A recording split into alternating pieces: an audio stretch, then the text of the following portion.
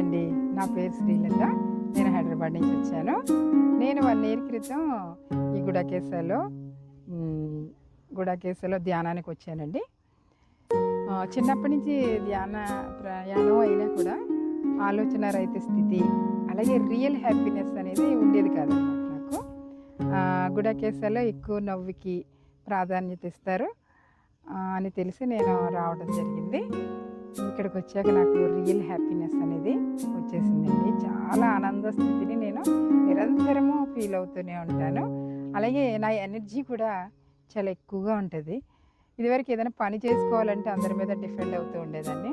ఇప్పుడు అలా కాదు, నేనే అందరికీ చేసి పెట్టేలా అయ్యాను. దానికి కారణం గుడాకేశలో ధ్యానం చేయడం వల్ల. ఇక్కడ ఈ మధ్యన గుహాలయ కూడా వచ్చిందండి. గుడాకేశ గృహాలయ అనేసి పర్మనెంట్గా ఆశ్రమం ఇక్కడ కట్టబడింది. ప్రభోస్ సార్ వచ్చి చాలా టెక్నిక్స్ చెప్తారు. ధ్యానం అంటే గంటలు గంటలు ధ్యానం చేయవలసిన అవసరం ఉండదు. నిమిషానికి ధ్యానం చేసి ఎనర్జీని ఎలా తీసుకోవాలి, అలాగే డ్యాన్స్ చేస్తూ ఎనర్జీని ఎలా తీసుకోవాలి, అలాగే water meditation, food meditation, walking meditation, ప్రతి దాంట్లో, అలాగే సన్ మెడిటేషన్, ప్రతి దాంట్లోంచి కూడా మనం ఎనర్జీని ఎలా తీసుకోవాలో దానికి టెక్నిక్ చెప్తూ ఉంటారు. దానివల్ల మాకు ధ్యానం చేసి గంటలు బోర్ అనే ఫీలింగ్ ఉండదనమాట. ప్రతి దాంట్లోని చాలా రియల్ హ్యాపీనెస్ అనేది మేము తీసుకుంటాము. రియల్ హ్యాపీనెస్ ప్లస్ ప్రతి దాంట్లో సైంటిఫిక్ రీజన్ అయితే ఉంటుంది.